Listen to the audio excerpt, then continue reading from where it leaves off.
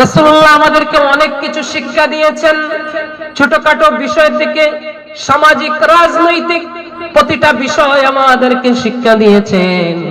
এজন্য আল্লাহ তাআলা বলতেছেন, মা আতাকুমুর রাসূলু ফাখুযুহু, তোমরা আমাকে অনুসরণ করো, আমি যা কিছু নিয়ে এসেছি তোমরা সেটা আঁকড়ে ধরো।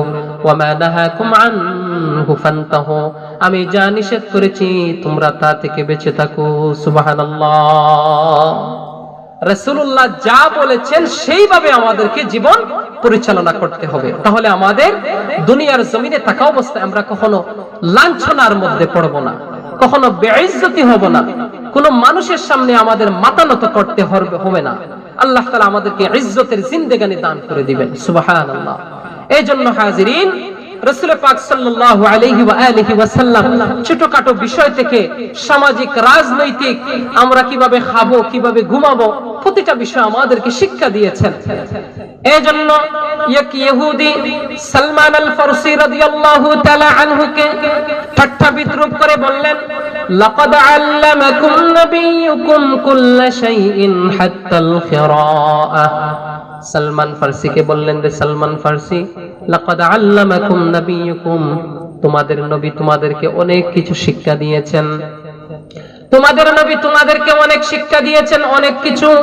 আল্লামাকুম নাবিয়্যুকুম কুল্লা শাইইন হাত্তাল খিরাআহ, এমন কিছু শিক্ষা দিয়েছেন, প্রতিটা বিষয় শিক্ষা দিয়েছেন, এমনকি প্রস্রাব পায়খানা কিভাবে করতে হয় সেটাও তোমাদেরকে শিক্ষা দিয়েছে।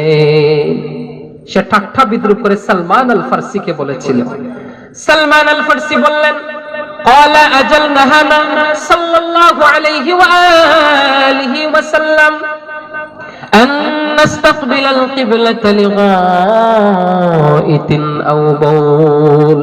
এরে ইহুদি, তুমি শুনে রাখো, আজাল অবশ্যই নাহানা সাল্লাল্লাহু আলাইহি ওয়া আলিহি ওয়াসাল্লাম, রাসূলুল্লাহ আমাদেরকে অনেক কিছু শিক্ষা দিয়েছেন, এমনকি প্রস্রাব পায়খানা কিভাবে করতে হয় শিক্ষা দিয়েছেন।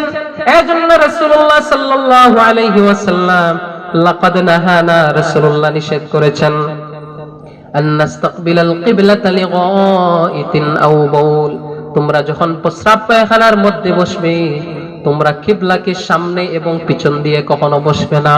সুবহানাল্লাহ। কেন? কিবলা হচ্ছে আল্লাহর ঘর, কিবলার দিকে আমরা নামাজ পড়ি। নামাজের ফরজ 13টা, এই 13টি ফরজের মধ্যে বাইরে 7টা ফরজ রয়েছে, এর মধ্যে অন্যতম হচ্ছে কিবলামুখী আপনাকে নামাজ পড়তে হবে। আপনি যদি পূর্ব দিকে নামাজ পড়েন নামাজ হবে না, উত্তরে পড়লে নামাজ হবে না, দক্ষিণ দিকে যদি ফিরে নামাজ পড়েন নামাজ হবে না।